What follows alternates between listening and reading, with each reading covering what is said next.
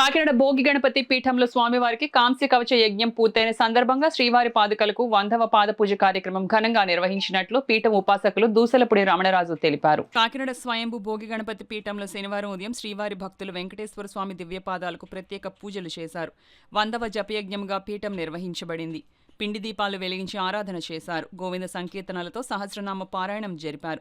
12వ తేదీ మంగళవారం నాడు చతుర్థి ఉపవాసకులతో అంగారక కష్టహర చతుర్థి జరుగుతుందని పీఠం ఉపాసకులు దూసలపూడి రమణరాజు తెలియజేశారు. నవరాత్రి దీక్షలతో గణపతి ఉత్సవాలు జరుగుతాయన్నారు. అక్టోబర్ 5న తిరుమల బస్ యాత్ర, అక్టోబర్ 11న శ్రీవారి కళ్యాణం, భారీ అన్నదానం జరుగుతుందన్నారు. వరలక్ష్మి, సత్య, అనంతలక్ష్మీదేవి, పద్మజ్యోతి, సూర్యవతి, మంగతాయరు, నూకరత్నం, మణి, రమ, శ్రేయ, శ్రావణి తదితరులు పాల్గొన్నారు. వచ్చే శనివారం నాడు కృష్ణాష్టమి శనివారం వచ్చింది కాబట్టి బాలకృష్ణుడికి వెన్నముద్దల కైంకర్యంతో ఈ యొక్క కార్యక్రమం నిర్వహించిన తర్వాత మిగిలిన 7 వారాలు కూడా సప్తగిరీసుల యొక్క కలశాలతోటి ప్రత్యేకమైనటువంటి కార్యక్రమాలు జరుగుతాయి. ఆ విధంగా అక్టోబర్ 4వ తేదీతో ఈ కార్యక్రమాలు పూర్తవుతున్నాయి కాబట్టి అక్టోబర్ 5వ తేదీ ఆదివారం నాడు సాయంత్రం గణపతి పీఠం నుంచి తిరుమలకు బస్సు యాత్ర బయలుదేరుతుంది.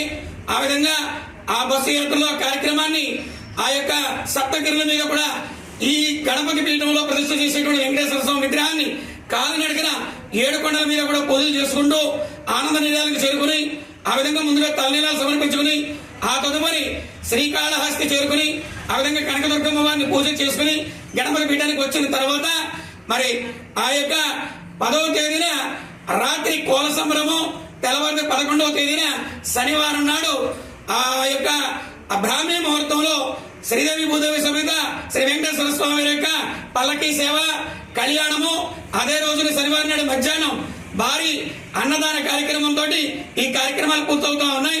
లోక కళ్యాణంతో జరిగేటువంటి కార్యక్రమాల్లో అందరూ కూడా సుప్రభాత వేళలో శనివారం నాడు పాల్గొనవలసిందిగా భోగి గణపతి పీఠం ఆహ్వానం చేస్తా ఉంది. అదేవిధంగా ఈ నెల 27వ తేదీ నుంచి 43వ గణపతి నవరాత్రులు జరుగుతాయి. నవరాత్రి దీక్షలు చేసేటువంటి వారు గణపతి పీఠానికి వచ్చి మాలధారణ చేసుకుని ఈ నవరాత్రి దీక్షలు చేయవలసిందిగా వారందరినీ కూడా ఆహ్వానిస్తున్నాం. నమో భగవతే వాసుదేవాయ నమః.